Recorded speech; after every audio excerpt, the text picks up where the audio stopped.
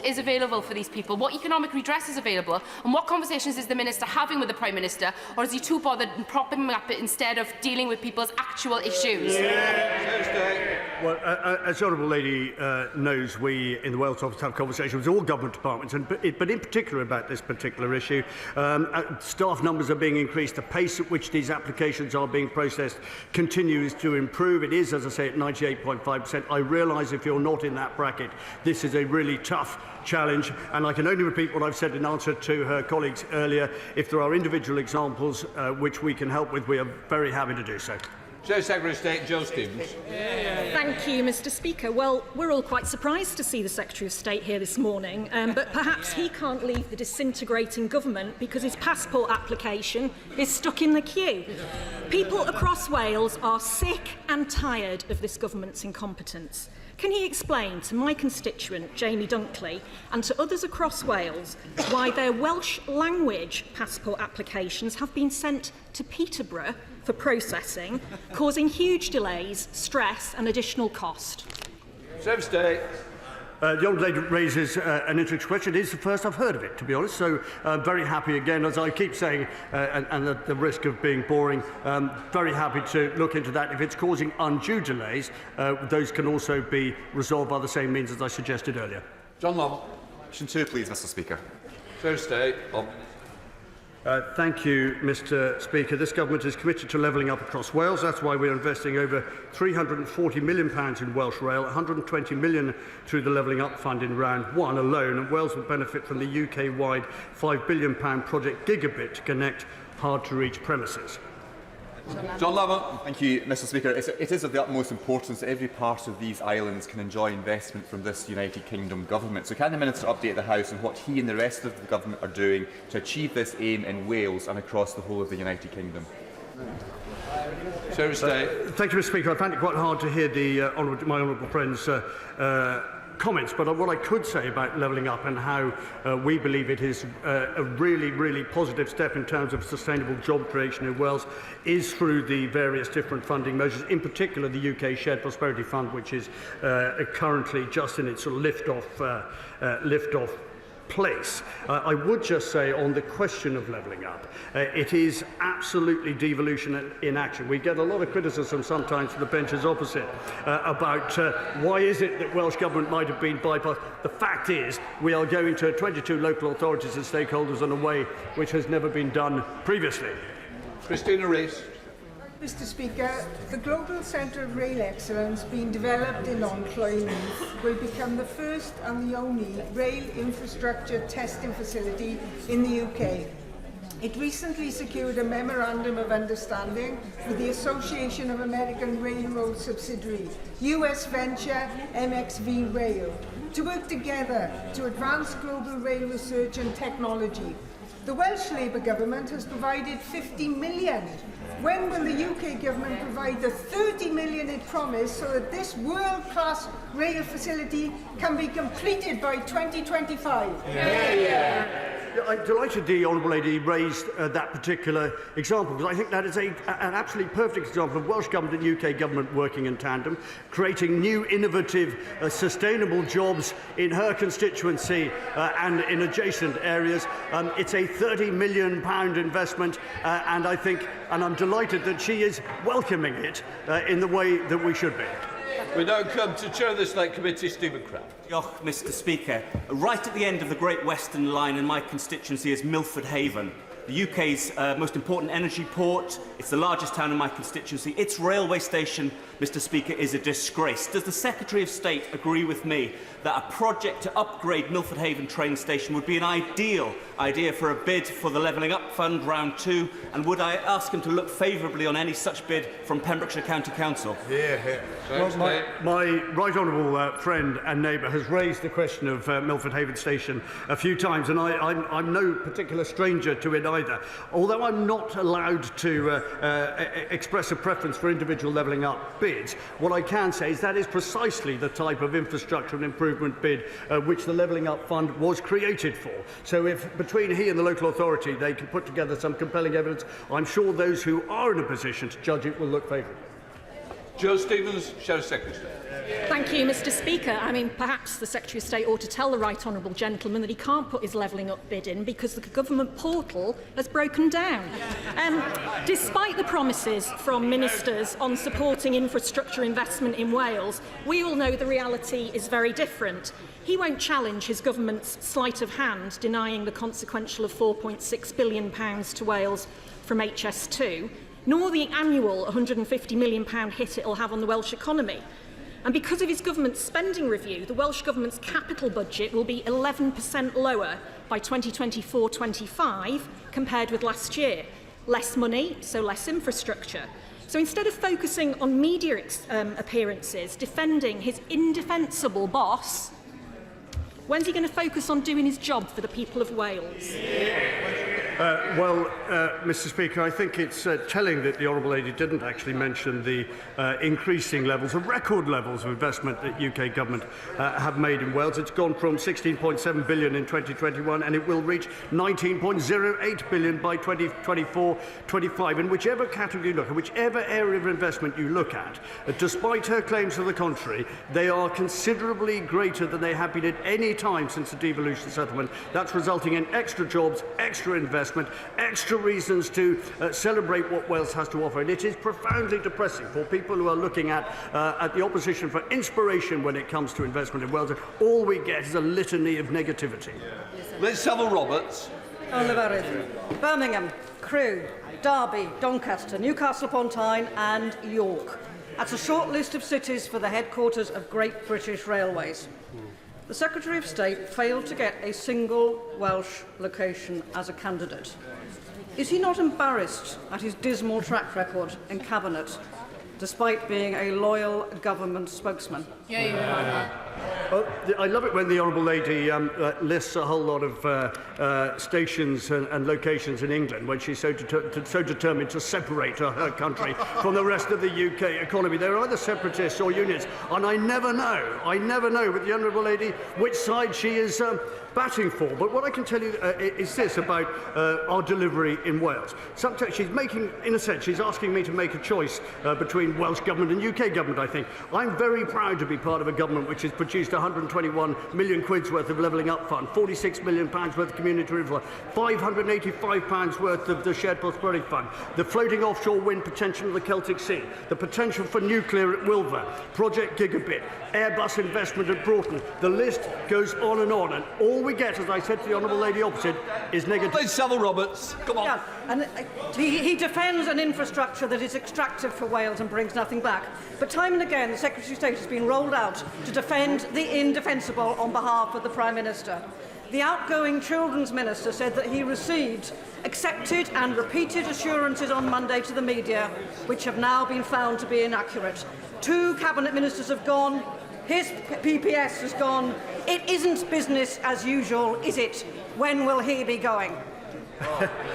Thank you for that tempting question, Mr Speaker. It is business as usual in the Wales office, and that's why I am proud to repeat what I said just now, which is we are getting on with the Levelling Up Fund, the Community Renewal Fund, the Shared Prosperity Fund, investment across every part of Wales. And despite all of her protestations, there is so much evidence that actually being part of the Union is actually also part of the success of Wales in creating sustainable long-term jobs. And I dearly wish she would come and join us in the endeavour to improve the life of people in Wales rather than using some rather cheap political opportunities to do the opposite. Craig Williams. Number 3, Mr Speaker. Minister. Mr Speaker, the UK Government will continue to work closely with the devolved administrations to ensure that everyone across the UK gets the healthcare that they need. There is a memorandum of understanding with the Welsh NHS which has been essential in resolving a number of long-standing issues over patients' rights across the border.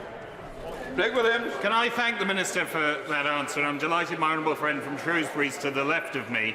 We've been working hard in trying to get the Welsh Government and the Department for Health together to talk about ambulance times. My constituents are suffering because if they get into a Welsh ambulance or indeed an English ambulance, they still go to the same District General Hospital in Shrewsbury. Will the Minister pull together the 2 governments to talk about ambulance waiting times in Shrewsbury? Well, Mr Speaker, I'd certainly be happy to write to the DHSC. I'm afraid I'm not responsible for the Welsh Government, but I'd be very pleased to see the Welsh Government working harder to ensure that patients in his constituency get access to the health care they need. For 21 years, the NHS in Wales has been run by the Labour Party, and 1 in 4 people are now waiting more than 12 months for treatment. And that, Mr Speaker, is an absolute disgrace, which members opposite are responsible for. Alison McGovern. Diolch, Mr Speaker. It is a bit farcical to be asking questions of ministers. We have no idea if they will still be at the dispatch box by the end of the day. However, I'll give it a go, Mr Speaker. Those in Wrexham need to get easily to Clatterbridge Cancer Centre in my constituency for specialist cancer care. And at the moment, Mr Speaker, it is too hard because of the quality of public service. So can the Minister, before he leaves, or maybe he's going to stay, just give my constituents and those in North Wales an update on progress on the Wrexham-Bidston railway line? Well, Mr Speaker, the Wrexham-Bidston line is one of a number of lines that are being looked at the moment, including the South Wales Relief Line and the North Wales Coastline. But the reality is that constituents in Wales are absolutely fed up with having to wait more than 12 months for treatment, and the reason for that is 21 years of Labour government running the NHS in Wales. Their record, Mr Speaker, is an absolute disgrace. Teresa Villiers. Question number 6, Mr Speaker, sir. Minister. Mr Speaker, with permission, I will answer questions 6 and 8 together. My ministerial colleagues and I fully accept that there is a cost of living challenge. But of course, this country has faced some exceptional challenges over the last few years, including a global pandemic and a European land war. And we have responded vigorously by providing £37 billion to help households across the UK through these challenges. Teresa Villiers. Will he agree that the best way to help people in Wales with the cost of living is to deliver our long-term plan to grow the economy, increase productivity and reduce people's taxes? Agree completely with the question, and of course, households across the whole of the United Kingdom will be receiving a cost of living support payment worth £650 this month. By contrast, the Welsh Labour government is wanting to spend £100 million increasing the number of Welsh Senedd members in Wales.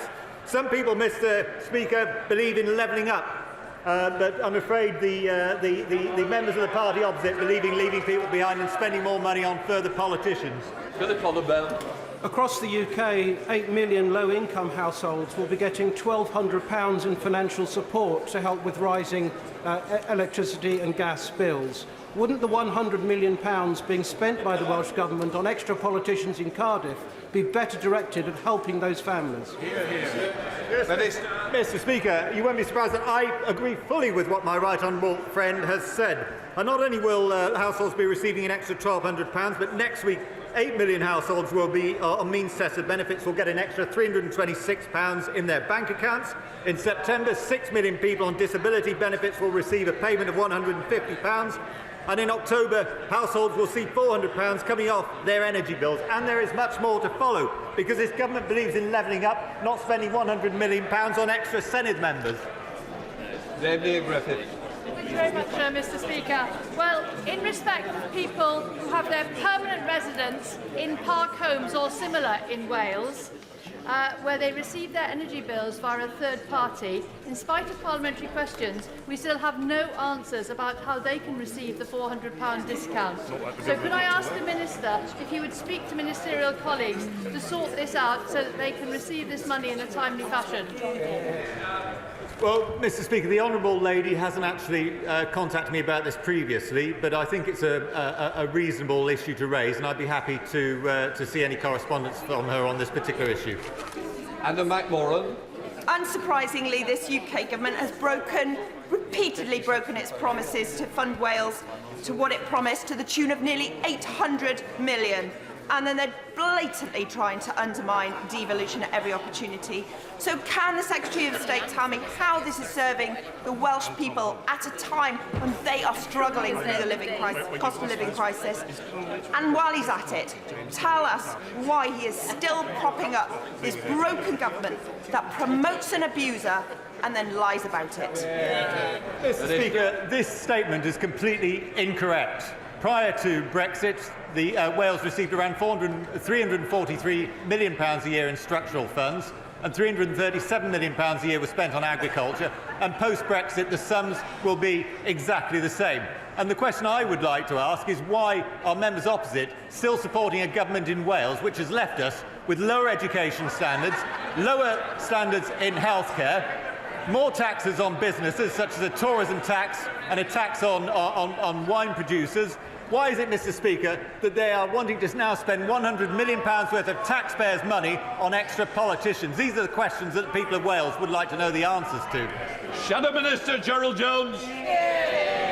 Thank you, Mr. Speaker. The Conservatives' cost of living crisis is hitting Wales hard. The soaring cost of energy, fuel and food have been compounded by crippling increases in tax and national insurance. The meagre 5p cut to the fuel duty has proved wholly inadequate, and energy costs are due to rise even further this autumn. It's clear that this government has not only run out of ideas, but they're running out of ministers too. So will the Secretary of State commit to speaking to whoever holds the post of Chancellor this afternoon to take immediate further action to tackle this cost of living crisis? Well, Mr. Speaker, we've already acknowledged that there is a cost of living crisis that has been caused partly as a result of having to spend £400 billion to get us through the COVID pandemic and as a result of a European land war. But of course, we are doing everything we can to support people through these difficult times. That's why we're spending £37 billion on support for hard-hit households, why we've introduced a new 25% energy profits levy on oil and gas companies, which will raise around £5 billion of revenue, which will also go to relieving the burden on families. Sally Ann Hart. 7, please, Mr. Speaker. Thursday. Thank you, Mr. Speaker. I have regular discussions with ministerial colleagues on how Wales's £585 million share of the UK SPF will level up communities across Wales. With local authorities, business, third sector, civil society fully engaged, UK SPF will mean quicker delivery, better targeting, closer alignment with local priorities than previous EU funding. Leanne Hart. Thank you, Mr. Speaker. The UK Shared Prosperity Fund priorities are to empower local communities, businesses and people with the funding for delivery going directly to local authorities in Wales. Can my right honourable friend outline the steps he is taking to work directly with local communities in Wales to ensure delivery of local priorities and the benefits that this will bring to the people, communities and businesses in Wales? Thank you, Mr. Speaker. The Honourable Lady, my honourable friend, makes a very good point about devolution, and of course it frustrates members opposite, because what we're doing as far as the funds are concerned is taking devolution to its literal limits. We are going to 22 local authorities, stakeholders across Wales, and I find it absolutely perplexing that for some reason Welsh Government thinks devolution stops in Cardiff, and they simply do not trust 22 democratically local authorities spread across the whole of Wales to make sensible decisions on behalf of their constituents. Wayne David. Mr. Speaker, because there being a timescale involved, there is a lot of concern amongst local authorities in Wales, but monies allocated under the Shared Prosperity Fund will in not fact be spent by them, and the money therefore will be clawed back by central government. Will he say that this will not happen? I've got the gist of the honourable gentleman's question. Of course, the Shared Prosperity Fund is an absolute cast-iron commitment. It has thousands of jobs at its disposal. We think it's got great potential across the whole of Wales, and we're very happy, of course, if he has individual examples of which concern him, to address them. Alan Cairns. Thank you, Mr. Speaker. The Welsh Government wasted close to £5 billion of the former European aid in West Wales and the valleys. What reassurance can my right honourable friend give me that the UK Shared Prosperity Fund will reflect UK priorities, working with local authorities in Wales, in all of Wales, to ensure that places like the Vale of Glamorgan benefit, having been excluded by the former European scheme?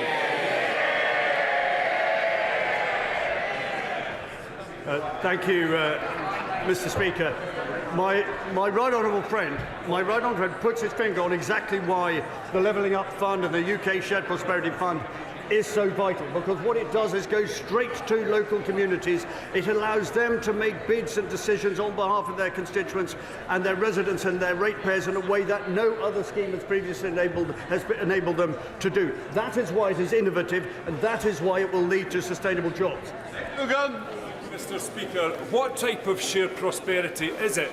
for the UK Treasury to plunder capital investment programmes in Wales by refusing contractors to use red diesel instead of white diesel, further driving up construction inflation to the benefit of the UK Treasury and the detriment of Wales, Northern Ireland and Scotland? Mr. Speaker, I think it's a question which has really not got any sensible context to it, because the proposals which have been set out either by the Treasury or indeed through Levelling Up and Shared Prosperity funds make it absolutely clear on how those funds will benefit all of communities in a way that they haven't before, and picking sort of specific examples of saying that this is somehow an anomaly overlooks, I think deliberately, all of the criteria which underpins the funding methods I've talked about. Chris Elmore. Benign, sir. Secretary of State. Thank you, Mr. Speaker. Yes, it says here, Welsh products and services are some of the best in the world, from Welsh steel used to build Crossrail to Airbus's cybersecurity expertise to Raytheon in Broughton upgrading intelligence surveillance capabilities of our aircraft. Chris Elmore. Mr. Speaker, Wales is being denied billions in consequential funding for HS2. But does he agree for Wales to see any benefits from the scheme, which of course needs around 3 million tonnes of steel and new high-speed trains? The DfT should look to procure Welsh steel and indeed buy trains from my honourable friend, the member for Newport East constituency in CAF, to ensure that Wales finally benefits from the project, or is it simply the Tories will continue to fail the people of Wales? Well, John Gentleman should raise a point which I have a lot to agree with. And I think if he looks at some of the projects we're talking, particularly around defence spending, £850 million worth of defence spending, the potential around floating offshore wind once the Crown Estate's leases are in play, the huge potential around nuclear developments, he will see that actually domestic UK procurement of steel is actually right back on the agenda, and that will result in every steel maker in Wales benefiting. Simon Baines. Number 10, please, Mr. Speaker. UK government is Wales tourism's biggest fan, and the fact we have stepped up with financial help during the pandemic and saved thousands of jobs is a testament to that. Simon Baines. Thank you, Mr. Speaker. Tourism is of crucial importance to Clwyd South, which attracts visitors from all across the world for events like the Llangollen International Musical Eisteddfod, which is taking place this week. Would my right honourable friend join with me in condemning the Welsh Labour government's plans to introduce a tourism tax, which will do great damage to the tourism industry across the whole of Wales? Well, Mr. Speaker, I think I can do even better than my honourable friend requests me to do by simply quoting the words of the Chief Exec of UK Hospitality, Kate Nichols, when she says, "The tourism tax is ill thought through and proposed without any impact assessment. Welsh Government does not know why it is needed, what its effect will be on visitors and what damage it will do to businesses and jobs in a sector making up a quarter of the Welsh economy. It is unnecessary, unhelpful and ill-considered." So if the House doesn't believe it from me, Mr. Speaker, they should believe it from the experts in this particular field. Lynn Brennan.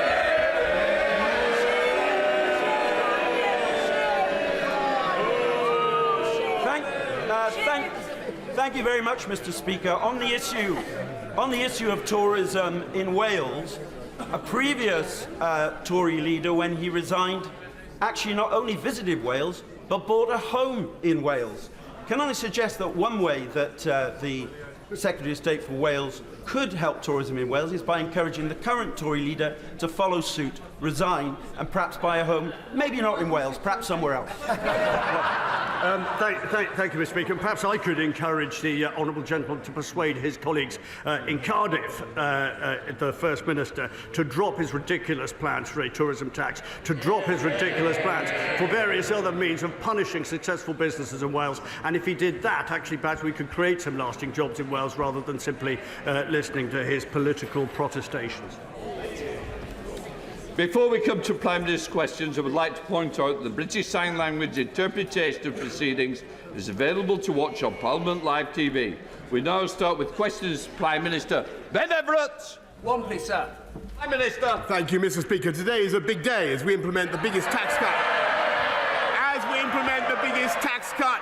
For a decade, increasing national insurance thresholds to make tax lower and the tax burden easier. These changes will benefit 30 million people across the UK.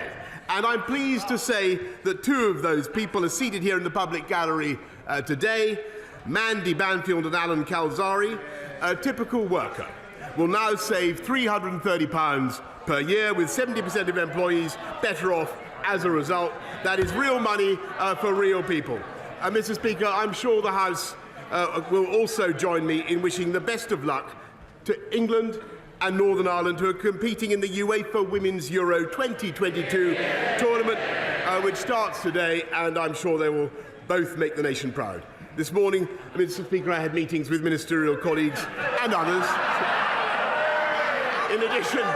In addition to my duties in this House, I expect I shall have further such meetings later today. Thank you, sir. Last week, we launched a new approach to combating knife crime in Milton Keynes, which means increased use of stop and search. It means tougher charging and custody, tougher sentencing, faster youth diversion, and more work with parents and communities. Would the Prime Minister agree with me that if you carry a knife in Milton Keynes, you should expect to end up behind bars? Yes, I thank my honourable friend for what he's doing to campaign for tougher sentences in Milton. He's in a campaign against knife crime, and as a result of what the Conservatives have done, adults who are convicted of certain offences involving a knife, including threatening with a knife or a second offence of possession, face a minimum sentence of 6 months imprisonment, Mr. Speaker. And guess who voted against tougher sentences for knife crime? We now come to the Leader of the Opposition, Keir Starmer. Thank you, Mr. Speaker. Today is the start of the Women's Euros, and I know the whole House will wish the Lionesses the very best of luck in bringing football home. Mr. Speaker, it's also... Mr. Speaker, it's also been 40 years since the death of Terence Higgins. Terence worked at Hansard by day and Heaven by night before he sadly died of AIDS. The Labour Party and the Terence Higgins Trust are committed to ending new cases of HIV by 2030. Together we can. Mr. Speaker, last week a government minister was accused of sexually assaulting a young man. I want to quote the victim's account. He says, "He grabbed my arse and then he slowly moved his hand down in front of my groin. I froze." I accept that's not easy listening, but it's a reminder to all those propping up this Prime Minister just how serious the situation is. He knew the accused minister had previously committed predatory behaviour, but he promoted him to a position of power anyway. Why? Prime Minister. Mr. Speaker, that individual, the member for Tamworth, no longer has the Conservative whip. He no longer has a job. He is no longer, as soon as I was made aware of the allegation that he has just read out, Mr. Speaker, the complaint that was made, he lost his status as a Conservative MP, and he is now the subject, Mr. Speaker, of an independent investigation to the Complaints and Grievances panel. And that is entirely right. And I want to say to him, Mr. Speaker, I want to say to him that I abhor bullying and abuse of power anywhere in Parliament, in this party or in any other party. Keir Starmer. None of that explains why he promoted him in the first place. And we've heard it all before. We know who he really is. Before he was found out, he's reported to have said he's handsy. That's the problem. Pincher by name, pincher by nature. Now, has the Prime Minister ever said words to that effect? And I'm not asking for bluster and half-truths. We've all had enough of that. Yes or no? Prime Minister. Mr. Speaker, I'm not going to trivialise what happened. Yes, Mr. Speaker, Yes, Mr. Speaker, and I'm not, because there's very serious complaints have been raised against the member for Tamworth, and they're now being investigated, Mr. Speaker. It is true that a complaint was raised when he was in the Foreign Office, and the matter was resolved. It's absolutely true. It's absolutely true, Mr. Speaker, that it was raised with me. I greatly regret that he continued in office, and I've said that. I have said that before, Mr. Speaker. I have said that before, Mr. Speaker. But it is now the subject of an independent investigation, and that is the right thing, Mr. Speaker. And frankly, I think the people of this country would like also to hear. They would like also to hear about other jobs that are held by people in this country, not least the 500,000 people we got off welfare into work in the last 6 months alone, Mr. Speaker. Those are things that are making differences to the lives of people up and down the country, and I'm proud of it. Keir Starmer. No one's cheering that. No denial. And he says the matter was resolved when he means it was upheld. Exactly. And they're all sitting there as if this is normal behaviour. When that young man reported his attack to a government whip, she asked him if he was gay. When he said that he was, she replied, "That doesn't make it straightforward." That comment will sicken anyone who's experienced sexual assault and then been made to feel like they somehow asked for it, or who worry that prejudice means their complaint won't be taken seriously. Will he apologise for those disgraceful comments on behalf of his government? Mr. Speaker, I've already said that I regret very much that the member for Tamworth continued to hold office after the complaint was made against him in the Foreign Office, and it was resolved in the Foreign Office. His apology was accepted, but clearly that was not enough. And in hindsight, Mr. Speaker, I should have realised that he would not change. However, when it came to the Friday of last week, and when I was given the information that he's read out about the complaint that was made against the honourable member, I acted immediately, Mr. Speaker, and I took the whip away from him. And we will not tolerate that kind of behaviour in this or any other party, Mr. Speaker. And what we also want to do is to help people up and down the country with the things that also matter to them, like cutting their taxes, Mr. Speaker, by £330 this year, which is what we're doing. Keir Starmer.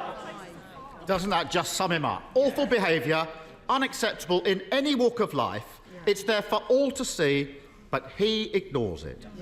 It was the same when his ally was on the take from the lobbyists. It was the same when his Home Secretary was bullying staff.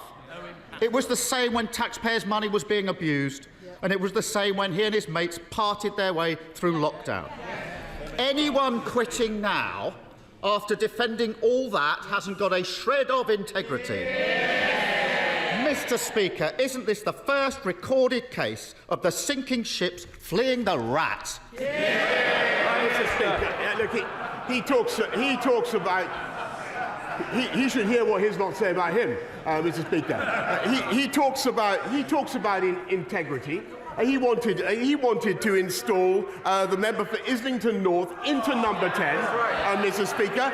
That's what he wanted to do. Imagine what our country and what the world will be like now. He talks about integrity.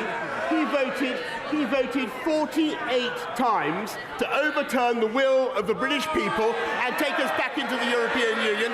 And by the way, listening to his muddled speech the other day, that is exactly what he would do again. Mr. Speaker, he talks about integrity, but Mr. Speaker, he has voted time and time again against sanctions on criminals that would put them behind bars. This is the government that is tough on... I'm sorry, he talks about integrity. He is himself facing a criminal investigation, Mr. Speaker, which he asked me to resign. Keir Starmer. What a pathetic spectacle. The dying act of his political career is to parrot that nonsense. And as for those who are left, only in office because no one else is prepared to debase themselves any longer, the charge of the lightweight brigade. Have some self-respect. Mr. Speaker, for a week, He's had them defending his decision to promote a sexual predator. Every day, the lines he's forced them to take have been untrue. First, that he was unaware of any allegation. Untrue. Then he was unaware of any specific allegation. Untrue. Then he was unaware of any serious specific allegation. And now he wants them to go out and say that he simply forgot that his whip was a sexual predator. Anyone with anything about them would be long gone from his front bench. In the middle of a crisis, doesn't the country deserve better than a Z-list cast of nodding dogs? Prime Minister. Well, Mr. Speaker, it's exactly when times are tough and when the country faces pressures on the economy and pressures on their budgets, Mr. Speaker, and when we have the biggest war in Europe for 80 years, Mr. Speaker, that is exactly the moment that you'd expect a government to continue with its work, not to walk away, Mr. Speaker, and to get on with our job and to focus on the things that matter to the people of this country. And so we're not only cutting taxes today, Mr. Speaker, we're putting £1,200 into every one of the 8 million most vulnerable households in the country, Mr. Speaker, thanks to the strength of our economy and thanks to the decisions that we took, Mr. Speaker, which he opposed at the time. Here's Sama. The only thing he's delivering is chaos. I started this session with a quote from the young victim in all this, how he froze when he was attacked. When I was prosecuting rapists, I heard that from victims all the time. Victims said they froze because it's not about sex, it's about power. And the power the disgraced government minister had was handed to him by that Prime Minister. And he's only in power because he's been propped up for months by a corrupted party defending the indefensible. So it's no longer a case about swapping the person at the top. Isn't it clear? The only way the country can get the fresh start it deserves is by getting rid of the lot of them.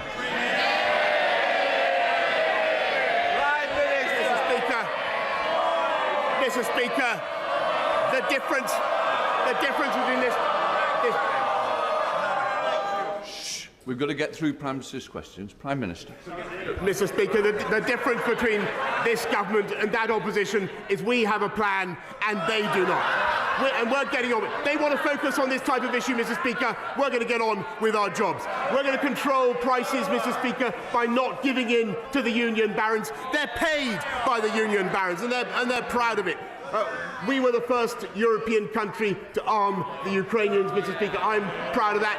And those guys, Mr. Speaker, the party opposite, not only do they want to put Mr. Corbyn into number 10, the member for Islington North, but 8 of them, including the shadow foreign secretary, the shadow deputy leader, and 6 others, voted to get rid of our independent nuclear deterrent, Mr. Speaker. Today we are cutting taxes, we're helping 500,000 people into work, and thanks to the strength of our economy, we're helping people up and down the country, and we are going to continue to deliver on the mandate I was given.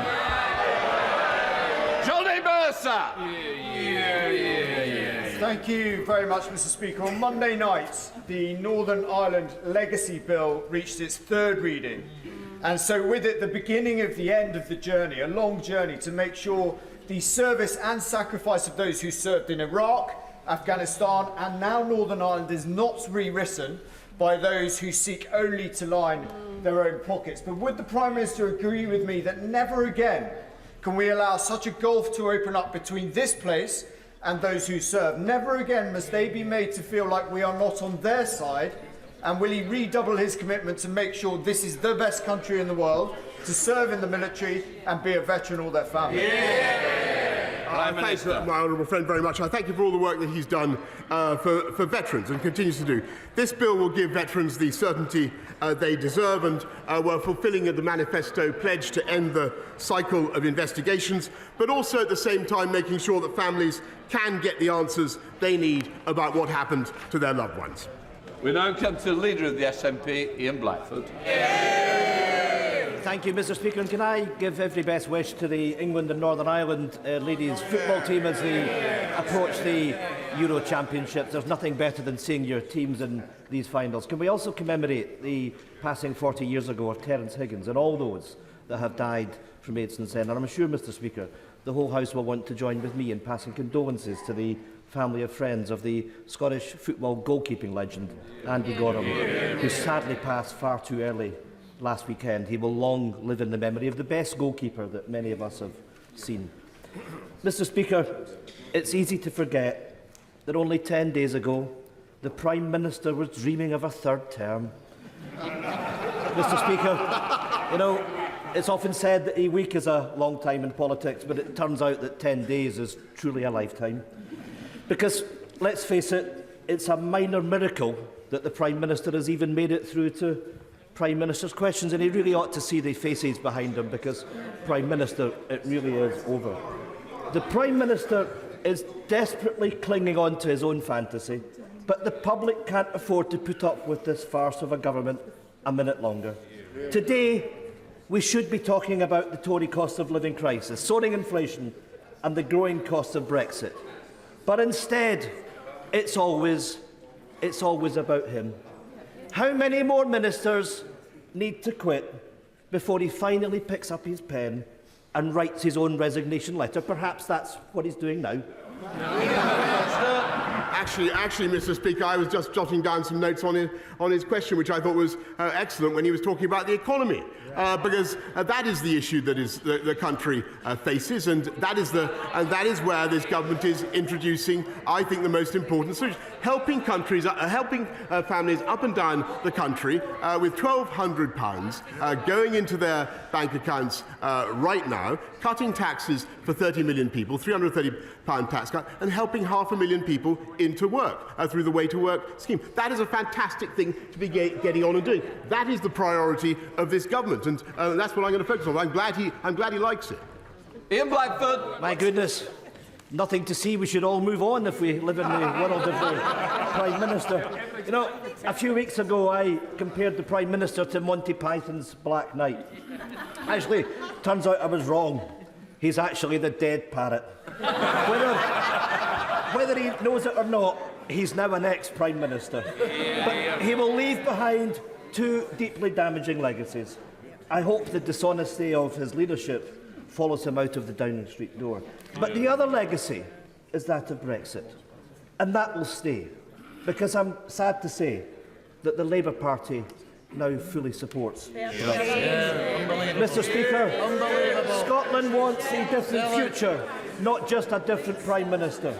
So if the Prime Minister won't resign, will he call a general election and allow Scotland the choice of an independent future, free from the control of Westminster? Prime Minister. Mr. Speaker, I noticed that his remark that the Labour Party have given up on returning to the European Union was not greeted with rapture by the benches opposite, and that's because it's not true. They want to go back in just as he does. I think that is a terrible mistake. It would be anti-democratic, Mr. Speaker. And as for the referendum that he wants, well, we had one of them, as I've told him before, in 2014. Come on.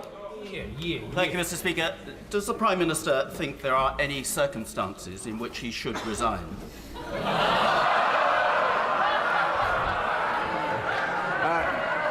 I think, Mr. Speaker, clearly, if there were circumstances in which I felt it was impossible for the government to go on and discharge the mandate that we've been given, or if I felt, for instance, that we were being frustrated in our desire to support the Ukrainian people, or over some major point, then I would. But frankly, Mr. Speaker, the job of a Prime Minister in difficult circumstances when he's been handed a colossal mandate is to keep going, and that's what I'm going to do. There's Savile Roberts. Well, there you have it, Mr. Speaker. Once again, the Prime Minister, he puts political survival before public duty. But people can see, even if he goes, it's not an if, it's a when, isn't it? The same Westminster arrogance will continue to dictate our futures in Wales. Does he want a medal for being the best recruiting sergeant for independence we could wish for? Actually, Mr. Speaker, everywhere I look around the United Kingdom, I had a great talk with Mark Drakeford the other day, as well as talking to Nicola Sturgeon. I see the bonds of our union being strengthened the whole time, and I'm confident that they will continue to do so. Link Drummond. Thank you very much. Thank you, Mr. Speaker. The government's town centre and levelling up funds have been very successful around the country, but there are a few town centres, like Waterlooville in Mearn Valley, that are in desperate straits and haven't managed to get any funding, get a scheme into the present round of funding. Can my honourable friend assure me that future funds will be available to help declining high streets become fit for the 21st century and survive the post-pandemic? I thank my honourable friend, and she's a great champion for Mearn Valley, and I will make sure that she gets a meeting with the Minister for Levelling Up at the earliest opportunity.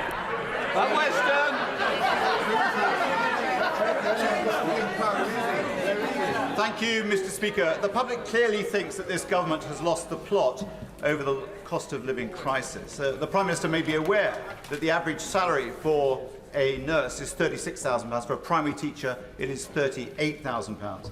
They, and indeed working people everywhere, are struggling to pay their rents and their mortgages.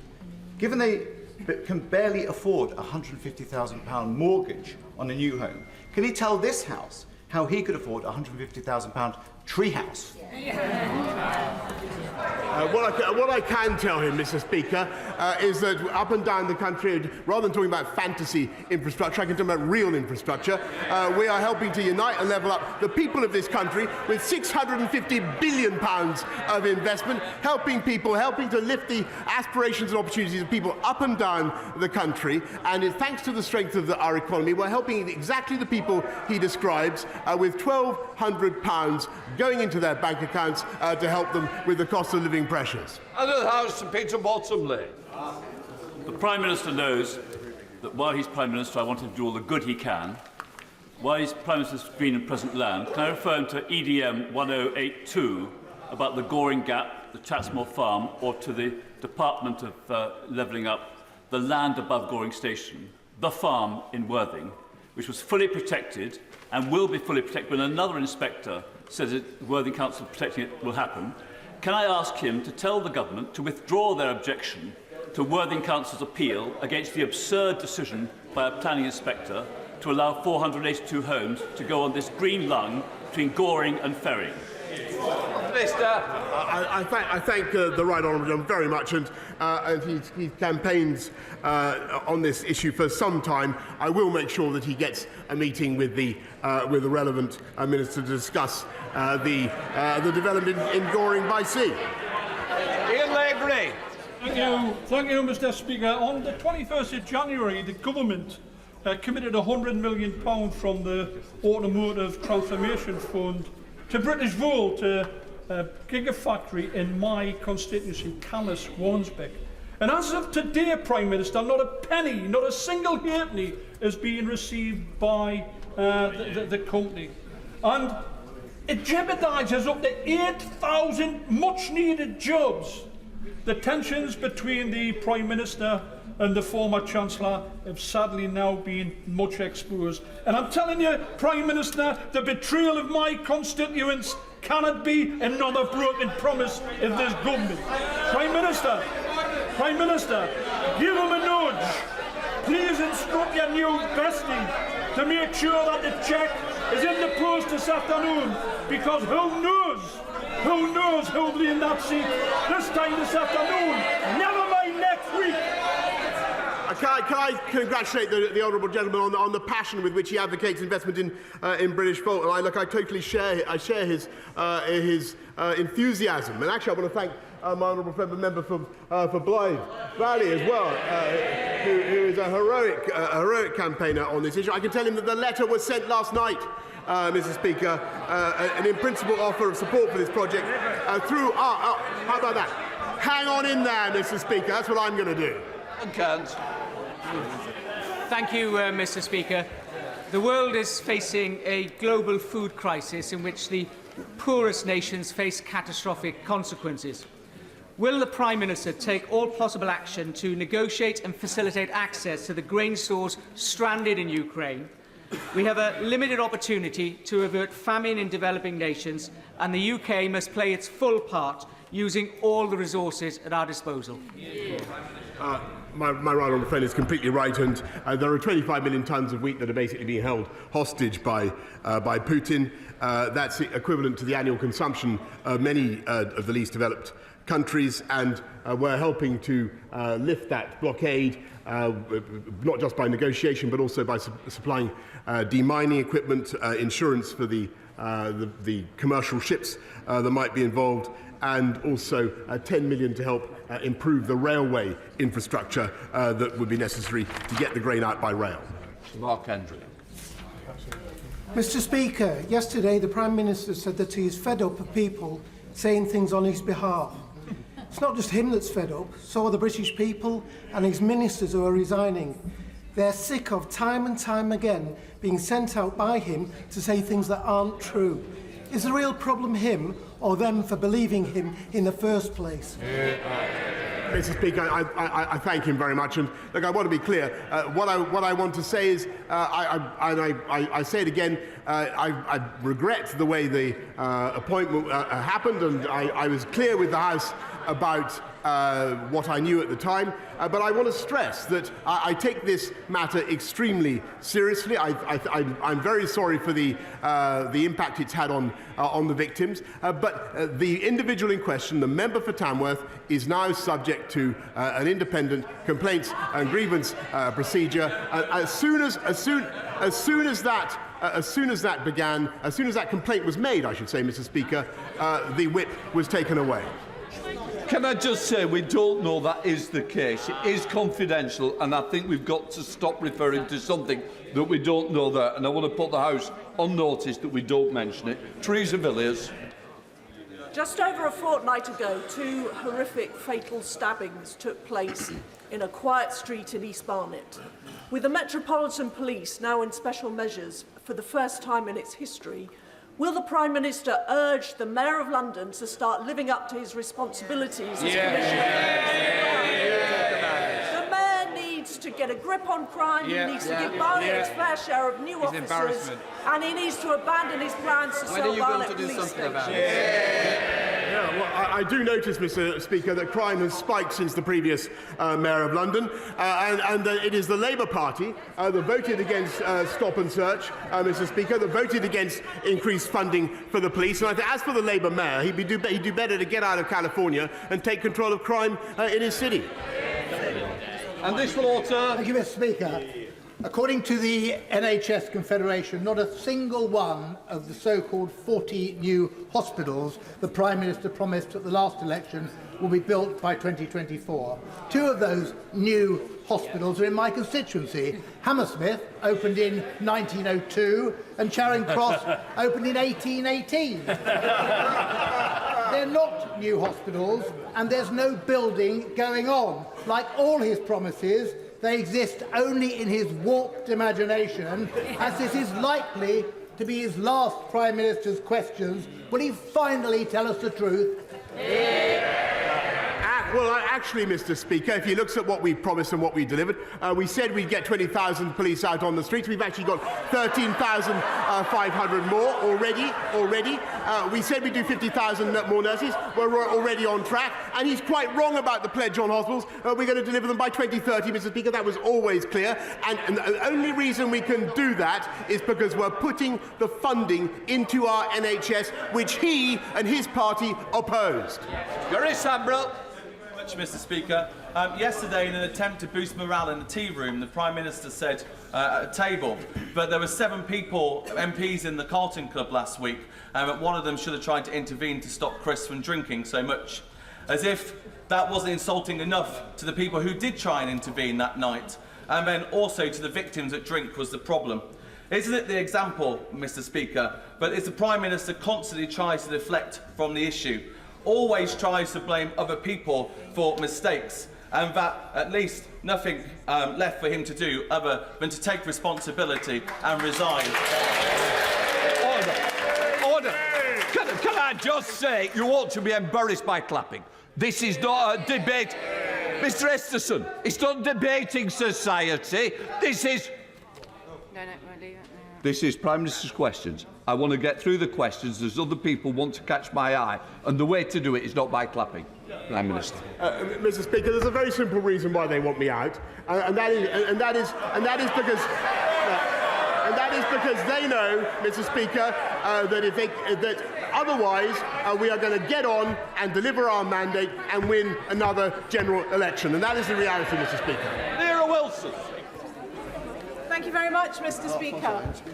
The Prime Minister once wrote, "It is a wonderful and necessary fact of political biology that we never know when our time is up. Long after it is obvious to everyone that we are goners, we continue to believe our duty is to hang on to the perks and privileges of our posts. In reality, we are just terrified of the come down." So for the sake of this great country, will the Prime Minister heed the advice of his former self, get over his terror and do the decent thing? Mr. Speaker, with great respect, I refer the honourable lady to the answer I have just given. When things are tough, of course people turn their fire on the leader of the country, but it is my job to get on and deliver our manifesto, which we are, and to deliver on the mandate on which I was elected, and to get this country through tough times, just as we got it through COVID. And that is what I'm going to do. Fiona Bruce. Thank you, Mr. Speaker. Around 1,000, I apologise, around 1,000 delegates from 100 countries are at the Freedom of Religion or Belief International Ministerial Conference over at the QE2 Centre today. There is still time for honourable members to visit. But will the Prime Minister agree with me that this significant conference will count for nothing unless it results in concerted global action to promote and protect freedom of religion or belief around the world? I thank her very much. And freedom of religion and belief is integral to people's identity and their sense of themselves and their own personal freedom and security. And I thank her for the work she's doing as my own envoy on that subject, and also for the wonderful conference that she has organised. It was great to talk to her about it yesterday. Mohammed Jalsa. Thank you very much, Mr. Speaker. Will the Prime Minister join me in expressing my deepest condolences to those injured and affected by the explosion at a block of flats at Redwood Grove in Bedford on Monday, which has sadly led to the death of one resident, with others yet to be accounted for. This is a timely reminder of the dangerous work undertaken by the fire service. So will the Prime Minister join me in praising the emergency services who were at the scene, and also reconsider his 2% pay offer when firefighters have endured a real terms pay cuts of 12% over the last decade? I thank him very much, and and I share very much his support for the firefighters of our country. They do an incredible job, and overall it's a testament to their work that deaths from fire over a long period have on average been decreasing, thanks to the work that they put in. We will do our best to look at the public sector pay review body offer and do our best to fund them as much as we can, but everybody knows the inflationary pressures that this country is now under. We don't want to have pay increases that are simply swallowed by price increases. David Johnson. Thank you very much, Mr. Speaker. The North Morton in my constituency was dubbed Britain's kindest village because this 160, wait for it, because this 160 home village committed to take 50 Ukrainian refugees. And it has them all with them now. In the gallery today, there is a group of those hosts and some of the Ukrainians that they are hosting, including 2 young people who hope to go into Ukrainian politics in the future. Will my right honourable friend join me in welcoming them to this place and in thanking North Morton for their efforts? I thank him very much for what he's doing to host young Ukrainians. Thank everybody actually in this House who's looking after Ukrainians. I think a lot of people are doing that. And can I say, I believe it's the wish of this entire House that those young people should grow up to live in a free, independent, democratic and sovereign Ukraine. Peter Dowd. Thank you, Mr. Speaker. Given that the Prime Minister doesn't like walkouts and strikes, what legislation will he be introducing to stop further walkouts and strikes amongst his cabinet colleagues and junior ministers?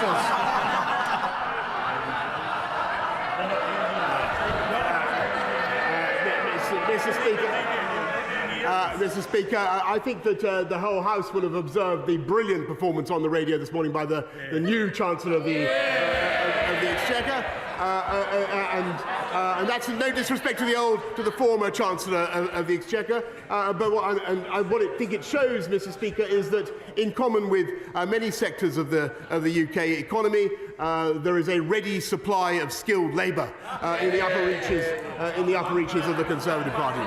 David Davis. Thank you, Mr. Speaker. I'd like to draw the Prime Minister's attention to the words he used in response to my right honourable friend, the member for Worthing, when he asked the question earlier. 6 months ago, I called on the Prime Minister to resign because even then it was clear that his approach to leadership and integrity was already creating a pipeline of problems that will paralyse proper government. Today, I ask him to do the honourable thing, to put the interests of the nation before his own interests, and before, in his own words, it does become impossible for government to do his job. Prime Minister. I thank him very much for the point that he's made again. I've just got to, I just couldn't disagree with him more. Look at what the government is doing today, cutting taxes for 30 million people. We've just completed a programme to get 500,000 people off welfare into work, Mr. Speaker. And thanks to the strength of our economy, thanks to the position that we're now in, which was because of decisions that we took that they opposed, and it's to never forget. We are able to give £1,200 to 8 million of the poorest and most vulnerable families in this country. That is the right thing to do. We're getting on with it, and we will continue with our active and energetic programme for the benefit of this country, uniting and levelling up and unleashing the prosperity of the entire nation. Final question, Clive Betts. The Local Government Association has told us that over 400 families who've come to this country from Ukraine under the family scheme have subsequently presented themselves as homeless to local authorities. Because the local authorities haven't got enough accommodation, those people are going to end up in temporary accommodation. There's a simple answer.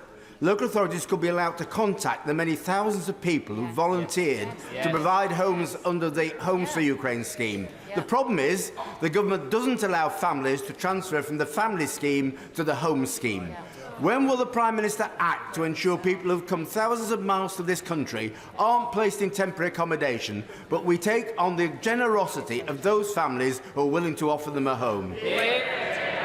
I thank you very much for the very valuable point that he's raised, and we will make sure that families are able to cross over from one scheme to another and to simplify and speed up the process. But I don't think that should take away, Mr. Speaker, from the generosity of this country in welcoming Ukrainians. 135,000 visas have so far been issued through our uncapped scheme, both the family scheme and the Homes for Ukraine scheme. It's changing the lives of those Ukrainians, and I think we should all be proud of what we are doing. We now come to the personal statement. I call Sajid Javid. Mr. Speaker, I'm grateful for your permission to make this statement. Yesterday, we began our day together. You, I, my right honourable friend, the Prime Minister, and members from right across this House, when we broke bread together at the Parliamentary Prayer Breakfast.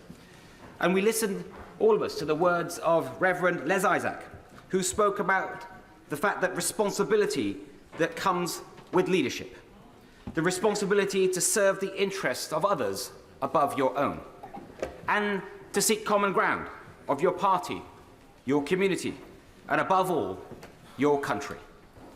Now, colleagues will be forgiven for my sense of déjà vu. Despite what it might seem, I am not one of life's quitters. I didn't quit when I was told that boys like me don't do maths. I didn't quit when old school bankers said I didn't have the right school ties. And I didn't quit when people in my community said that I should not marry the love of my life. I care deeply about public service. and giving back to this country that has given me so much. That is why, when I got the call from my right honourable friend, the Prime Minister, just over a year ago, I didn't hesitate to serve again. It was a critical time for our country. Tough decisions needed to be made about when we were going to come out of lockdown, about supporting the National Health Service and the care sector under unprecedented strain. It has been an absolute privilege of my life to have been trusted with these responsibilities, and I can only hope that my best has been good enough. It has undoubtedly also been one of the toughest roles that I've had so far. The gravity of Home Office decisions, the scale of Treasury decisions, but nothing matters more than the health of your people, of the British people, especially and in the wake of a pandemic. Caring for people's health and well-being is truly a noble vocation. And so I would like to take this opportunity to pay tribute to all of those across the country working in health and care sectors, as well as those that I worked so closely with in my old department, DHSC, and in the NHS.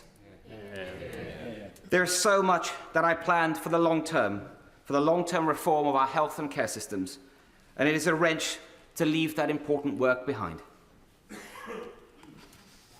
Now, when I last gave a personal statement from this seat, I spoke about the importance of institutions and conventions. Today, it is about the importance of integrity. And don't worry, there's not going to be a series of these. Institutions and integrity are both central pillars that underpin our great democracy. It doesn't matter what your political perspective is in this House.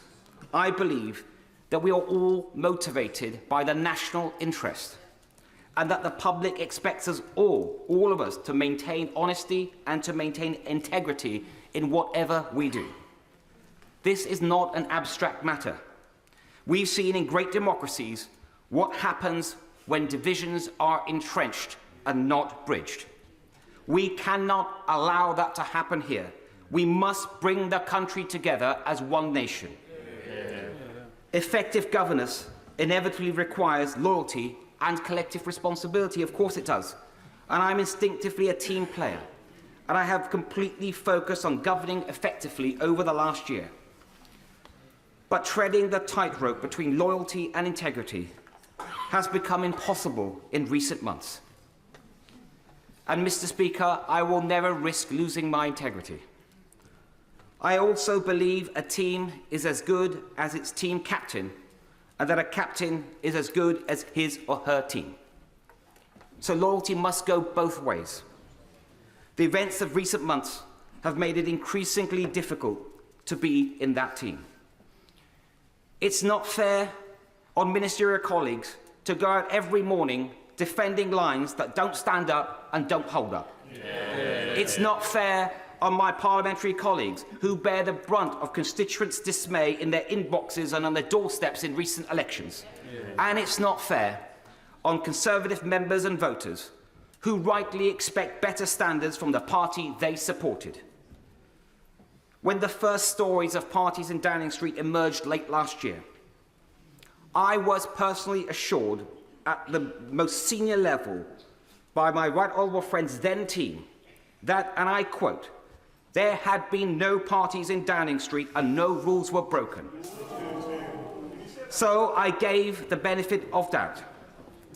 And I went on those media rounds to say that I'd had those assurances from the most senior level of the Prime Minister's team.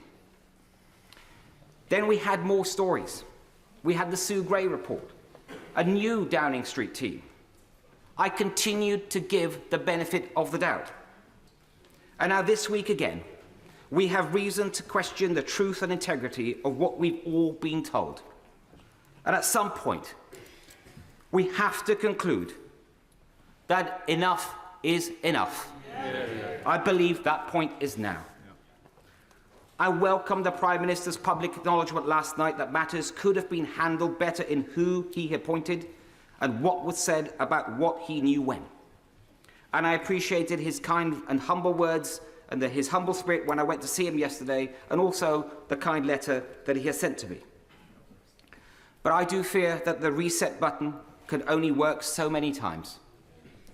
There's only so many times you can turn that machine on and off before you realise that something is fundamentally wrong. Last month, I gave the benefit of doubt one last time. But I haven't concluded that the problem starts at the top. That is not going to change. I have concluded that the problem starts at the top, and I believe that is not going to change. And that means that it is for those of us in a position who have responsibility to make that change. I wish my Cabinet colleagues well, and I can see they have decided to remain in the Cabinet. They will have their own reasons. But it is a choice. I know just how difficult that choice is. But let's be clear, not doing something is an active decision. I am deeply concerned about how the next generation will see the Conservative Party on our current course. Our reputation, after 12 years in government, depends on regaining the public's trust. This is not just a personal matter. The philosophy and perception of Conservatives depends on it. It is central to the Conservative ideal that we believe in decency, in personal responsibility, and in social justice enabled by conventions and the rule of law. The Conservative mission to extend freedom and prosperity and opportunity is all at risk if we cannot uphold that ideal.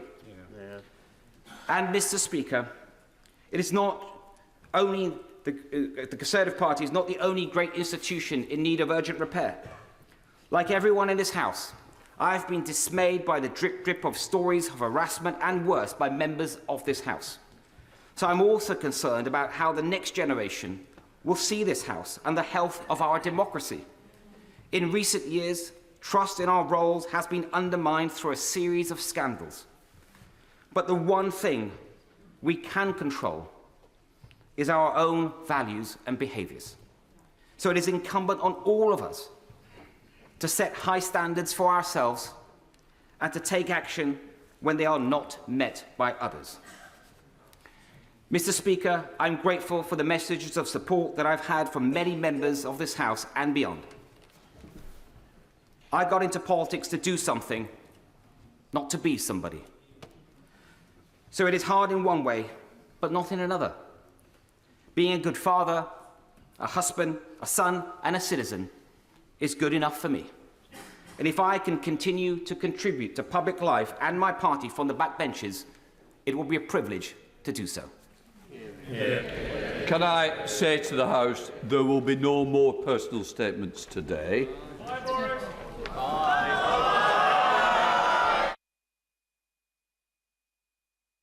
Let the House leave in peace and quiet.